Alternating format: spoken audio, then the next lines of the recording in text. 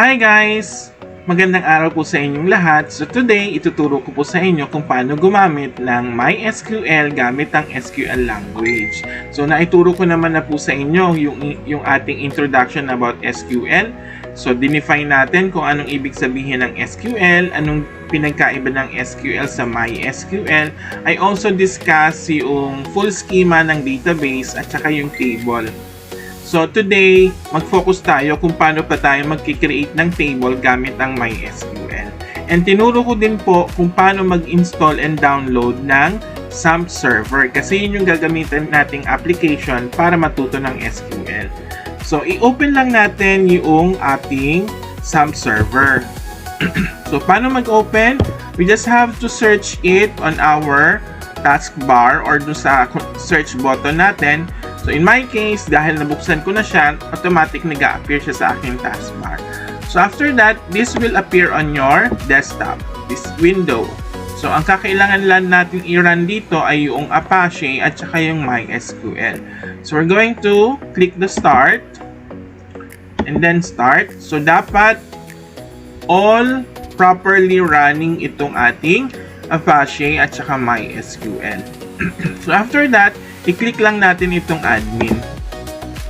Then, it will redirect you to this page. So, ito yung pinaka-homepage natin. So, click natin yung PHP My Admin. And, it will show you yung ating application or yung server or MySAMP server natin na kung saan doon tayo mag-start mag-coding gamit ang SQL. So, let's just wait for a while. Medyo mabagal na yung ating processor. So, hintayin lang po natin.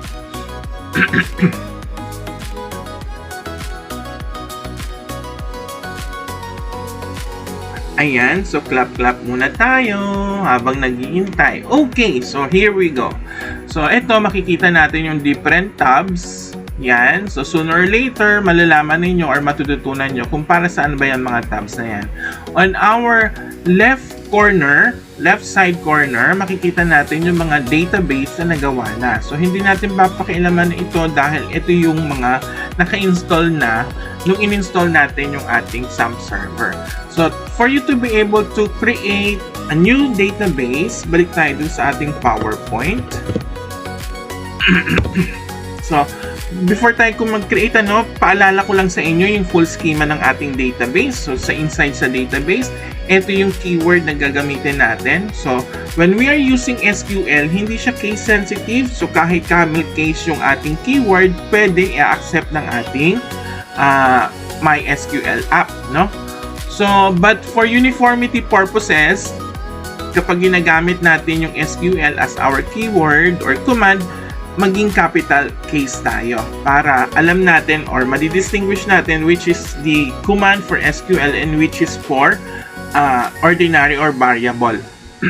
So, inside the database, meron tayong table and this table could contain data. So, kapag nagkikreate tayo ng table, we use the keyword create then followed by the table. Ganun din kapag nag-insert tayo ng data, keyword insert into and then followed by a command or a parameters. Okay? So, let's move on to our SAMP server. So, i-click lang natin itong SQL tab and then dito tayo mag-start ng coding. So, again, gagamitin natin yung keyword na create. So, as you can see, upon typing the keyword, lalabas na kaagad yung pinaka-key. So, database.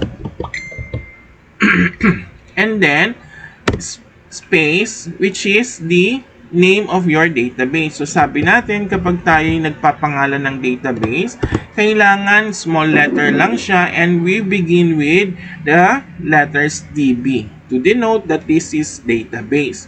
So, I'm going to create database for my school or our school. So, pinangalanan ko siya ng db_school and followed by semicolon. Although semicolon is not necessarily when using SQL, not other like the JavaScript, the Java, or other languages na kailangan practicein natin ang paggamit ng semicolon. So, para ma-practice natin na paggamit ng semicolon, i-apply na lang natin dito, no? So, yan.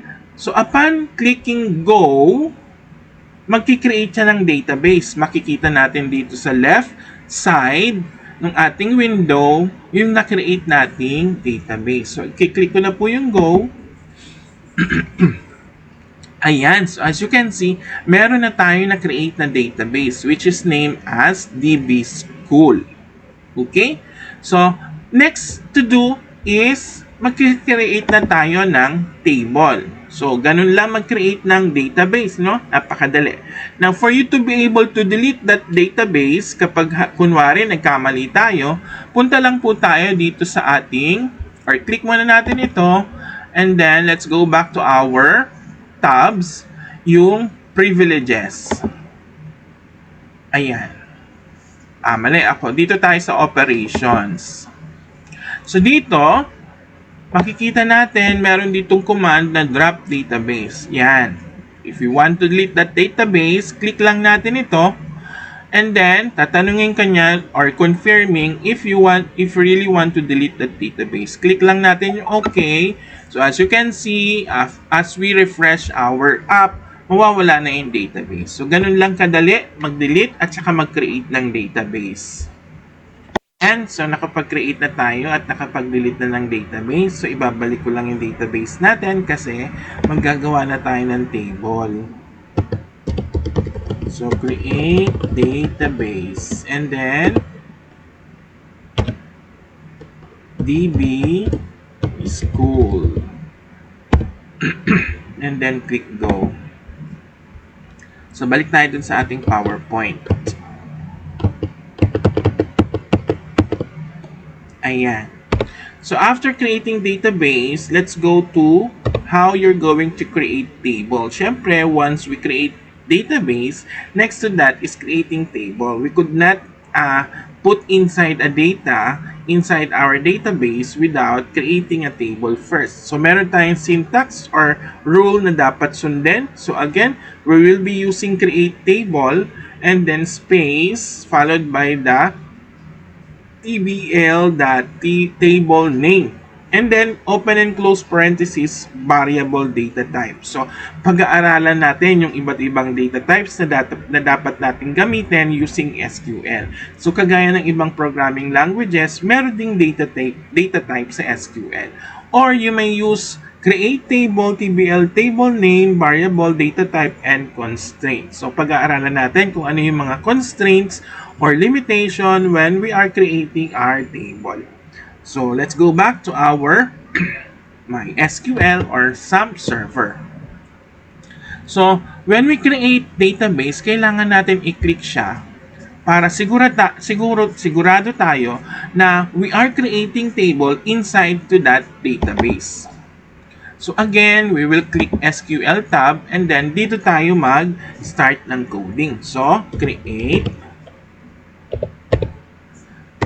table and then table name. So, tbl underscore, let's say, students. And then, open and close parentheses. Open and close parentheses. So, for me, I'm going to use this that way.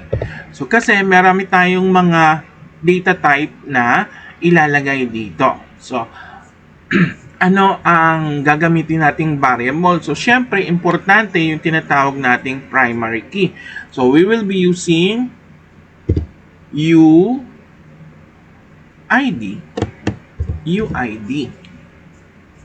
So, sabi dyan, anong variable? So, ito yung variable natin, UID, space, anong data type siya? So, integer. So, marami tayong mga data type ha. Pwedeng integer or int na lang. And then, space, ano yung kanyang constraint? So, meron tayong tatlong constraint. Let's go back to our PowerPoint. So, in creating table, sabi natin, dapat may primary key yan. Tapos, ito yung mga constraint na tinatawag. So, gagamitin natin not null if we want to accept or we do not want to accept empty values. So, yan yung constraint natin. So, ibig sabihin, hindi magpa-process yung database kung empty yung isang form. Yan. So, not null, ibig sabihin. And kung unique naman yung ating constraint, it will not accept duplicate values. Pero, pwede siyang mag-accept ng empty values. Okay? So, unique. Now, the third one is primary key. Will not accept empty values and duplicate values.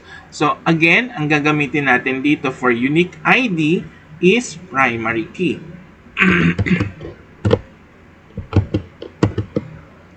So, primary key. Yan. And then, comma, next variable natin ay, siyempre, stud fname. Or student first name, since this is a table for our student. Student fname. So, ano ba siya? So, hindi naman siya integer, di ba?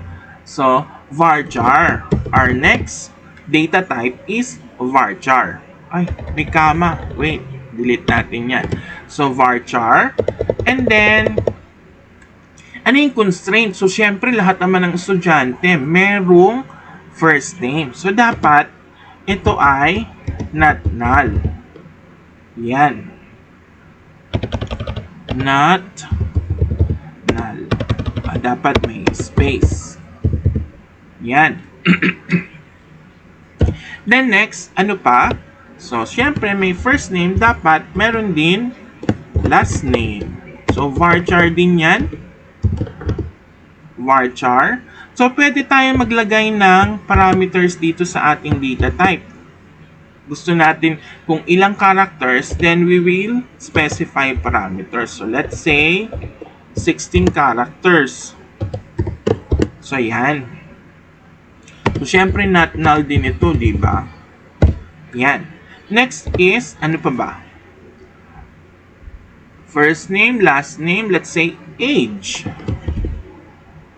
Student age. So, ano ito? Integer or varchar? So, yung age, di naman natin ginagamit yan for computation, di ba? So, varchar na rin. Varchar, let's say, 3 characters. Pero wala naman umaabot ng 100 age, di ba? Pero just in case lang, so not null. And then, let's say, sige, yan na lang muna to. Yan na lang muna at ang gamitin natin. So na lang, tsaka na lang natin dagdagan. So, hindi ko nalalagyan ng comma kasi doon na tayo nagtatapos. Okay? So, dito, semicolon. Okay. Then, if we're going to click this go, makikita natin, sabi dyan, MySQL returned an empty result, blah, blah, blah. Pero, nakapag-create na siya ng table. Eto. So, dito sa ating database, meron na siyang TBL students. Yan.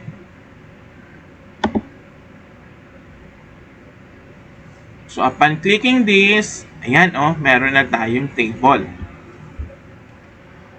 Okay. So, we're done creating table. Mag-i-insert na ngayon tayo ng datas. So, balik tayo dun sa ating PowerPoint.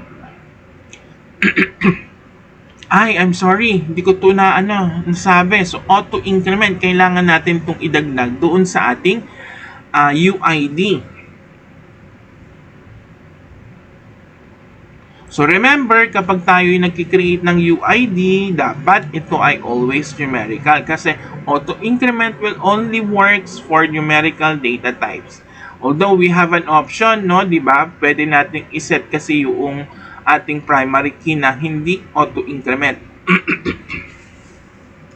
So, syempre, gusto natin ma-lessen yung ating job as programmer.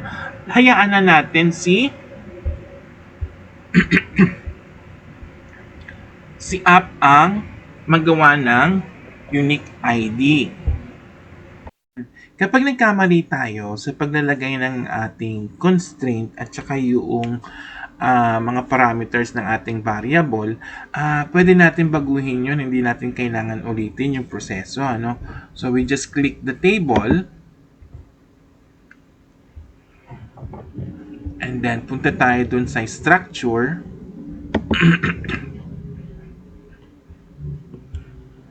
Yan, medyo mabagal na yung aking laptop. Kailangan na ulit bumili ng bago. Okay, let's just wait to load. Ayan. So, clap, clap, clap.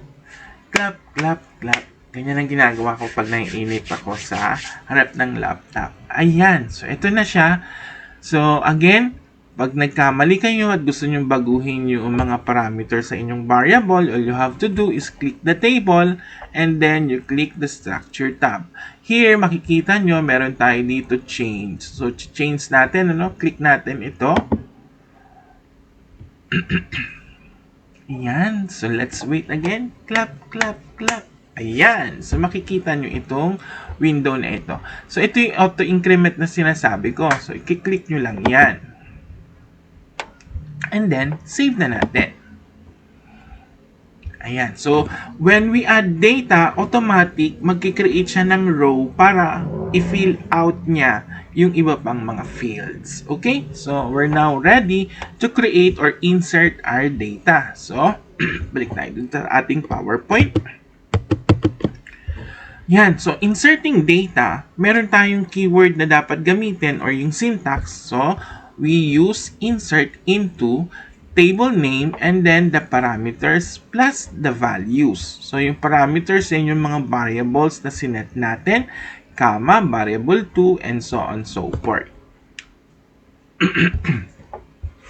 Okay, so let's go back to our MySQL. So, tandaan natin, table name, insert into, and then parameters plus values. Okay, ayan. So, click natin, and then SQL tayo. So, ayan, upon clicking this, siniselect niya na yung table. Ayan.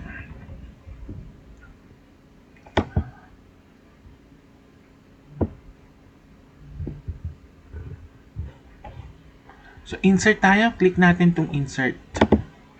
Ayan.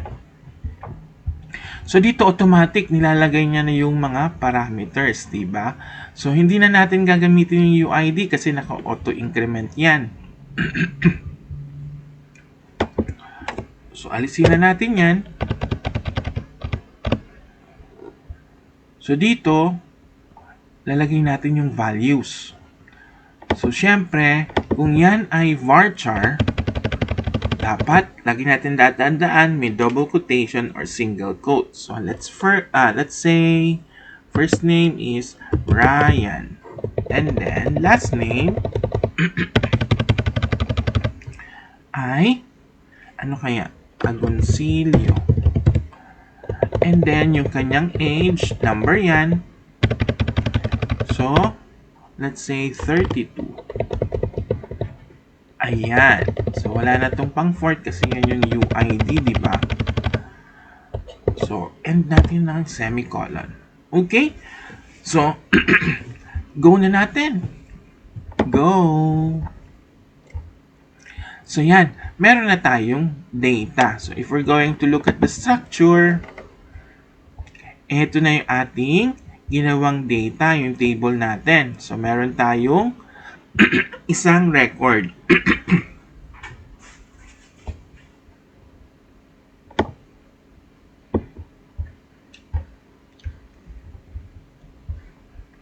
So, browse natin. Ito yung ating record na ginawa. So, stud name, Ryan, and then stud last name, Agoncillo, and then age. Automatic na yung UID. Yan, oh. Okay, so that's it for now. I hope you learned something new. So, asahan nyo yung susunod nating video tutorial. Thank you, and we'll see you again. Bye-bye!